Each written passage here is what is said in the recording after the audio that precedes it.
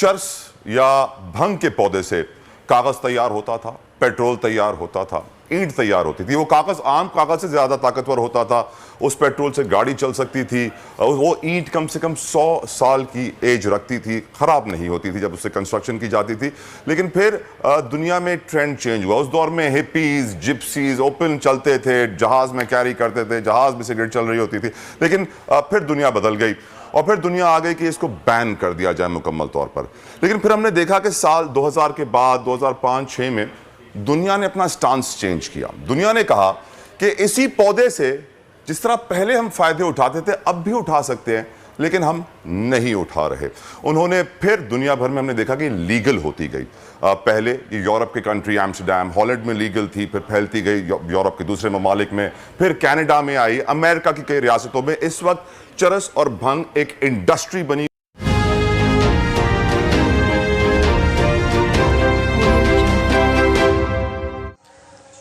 हाय दोस्तों, मैं आपका धीरेन्द्र और आप देख रहे हैं 10 शॉट भारत। तो जैसा कि दोस्तों आप लोगों को पता है, पाकिस्तान में अब जो है भंग के पेड़ से जो है डीजल और कागज़ और पेट्रोल सब बनाया जाएगा। यही देखिए इस वीडियो में जो है मीडिया में बात चल रही है। तो चलिए दोस्तों देखते हैं इस वीडियो को। अगर वीडियो अच्छा लगेगा तो प्लीज़ हमारे वीडियो को लाइक करिएगा, सब्सक्राइब करिएगा और बेल आइकन का नोटिफिकेशन ऑल पर सेट कर लीजिएगा। तब तक के लिए जय हिंद, जय भारत। ताकतवर होता था, उस पेट्रोल से गाड़ी चल सकती थी। वो ईंट कम से कम 100 साल की एज रखती थी, खराब नहीं होती थी जब उससे कंस्ट्रक्शन की जाती थी। लेकिन फिर दुनिया में ट्रेंड चेंज हुआ। उस दौर में हिपीज, जिप्सीज ओपन चलते थे, jahaz में कैरी करते थे, जहाज में सिगरेट चल रही होती थी। लेकिन फिर दुनिया बदल गई और फिर दुनिया आ गई कि इसको बैन कर दिया जाए मुकम्मल तौर पर।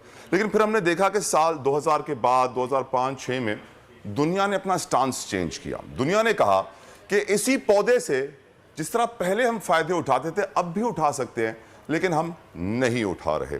उन्होंने फिर दुनिया भर में हमने देखा कि लीगल होती गई।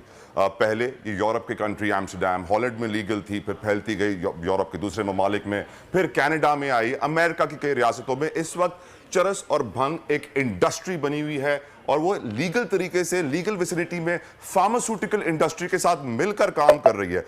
क्या काम कर रही है और क्यों काम कर रही है? काम यह है कि हम किस तरीके से फायदा उठाएं।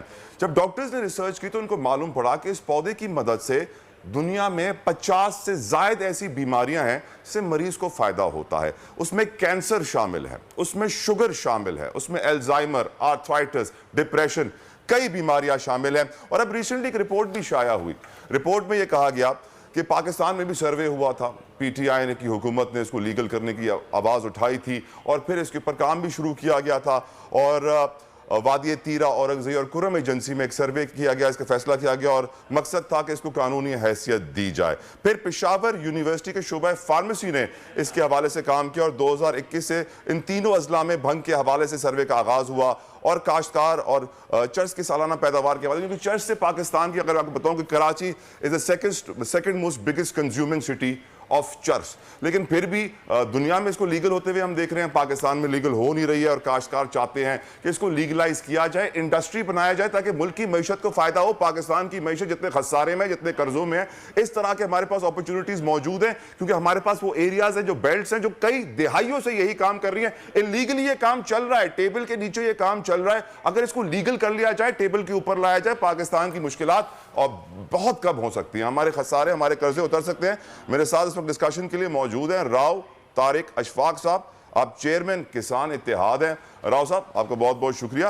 राव साहब, ये जो हमारी बेल्ट है जिसमें आपकी औरंगज़ेब, वादी तीरा, कुर्रम एजेंसी आती है, यहाँ के काश्तकार मुसलसल ये डिमांड कर रहे हैं गवर्नमेंट से कि जो वादा किया था पूरा कर दें, लेकिन सैडली काश्तकारों को जितने वादे किए जाते कभी पूरे नहीं होते। राव साहब, अस्सलाम वालेकुम जी। वालेकुम अस्सलाम जी। ये एक अच्छा इनिशिएटिव था पिछली गवर्नमेंट का। बेसिकली ये जो भंग का पौधा है या इसका बीज है, उससे CBD ऑयल बनता है, जो मेडिसिन में कई चीज़ों में इस्तेमाल होता है और ख़ास तौर पे पेन मैनेजमेंट में इस्तेमाल होता है। और आप यकीन करेंगे कि ये तकरीबन 3.5 किलो 3 से 3.5 किलो चर्च के बीज से भंग चर्च से ये निकाला जाता है। और इसकी अगर चर्च की मार्केट वैल्यू इस वक्त तकरीबन 40,000 अगर आप करें तो ये 3 से 4 गुना उसकी वैल्यू बढ़ जाती है। और इस वक्त तकरीबन $30 अरब की ये मार्केट है और अगले 3, 4, 5 साल में ये $100 अरब को क्रॉस कर जाएगी। इसके CBD के अलावा इसकी पौधे से जो रेशा हासिल होता है जी, उससे दुनिया की महंगी तरीन डेनिम जीन्स जो है ताने बाने में यानी कॉटन के साथ इस्तेमाल होता है। और आपको पता ही है कि पाकिस्तान टेक्सटाइल इंडस्ट्री सबसे बड़ी एक्सपोर्ट जो है वो आपकी इस वक्त पर सर हमारे यहाँ टैबू क्या है राव साहब, हम लोग क्यों भागते हैं फिर इसकी लीगलाइजेशन से और इसको इंडस्ट्री क्रिएट करने से?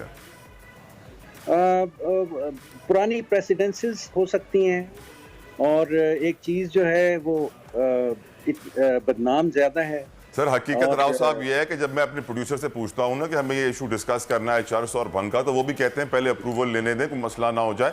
हमारे मुल्क में टैबू है, इसको डिस्कस करते हुए लोग डर जाते हैं कि भाई ये क्या बात कर रहे हैं, अरे चर्च अरे भंग ये कैसे, आप तो महज़ब मुआशरे से ताल्लुक रखते ही नहीं है। ये हमारी जो सोच है ये बदलनी होगी और ये सैडली सोच बदल नहीं रही है हमारी।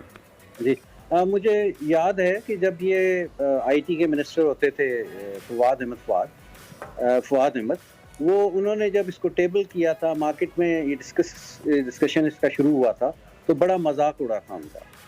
हालांकि ये एक इंडस्ट्री की सूरत में पाकिस्तान को बहुत बड़ा एक ज़र मुबादला दे सकती है। जी हाँ, इसमें थोड़ी सी इसके जो बीज है, इसकी जो नई जो इसकी जर्मिनेशन है बीज की, उससे आप और भी बहुत सारी चीज़ें, यानी इसका पौधा जो है वो तकरीबन 15-1 फुट तक होता है, जिससे आप टिम्बर और जो लकड़ी की चीज़, इसके साथ ही आप इसके कोई मेरा ख्याल है 12 से 15 और चीज़ें हैं जिनमें ये बहुत बहुत शुक्रिया राव तारिक अशफाक हमारे साथ मौजूद थे और उन्होंने वाज़ेह कर दिया कि चर्च और भंग से बहुत कुछ बन सकता है। हम पता नहीं क्यों फंसे हुए हैं अभी तक इन टैबूज में कि अगर ये काम करेंगे तो हमारे मुल्क के लिए इस वक्त हम बड़ी मुआशी मुश्किलात से घिरे हुए में। अगर आपने नहीं बचाया तो पेट्रोल 200-250 के करीब होगा, डॉलर 200-250 के करीब होगा, महंगाई बेकाबू होगी, मुआशी हालात अगर हम जानते हैं श्रीलंका में किस तरह वजीर आजम को घर भेजा गया।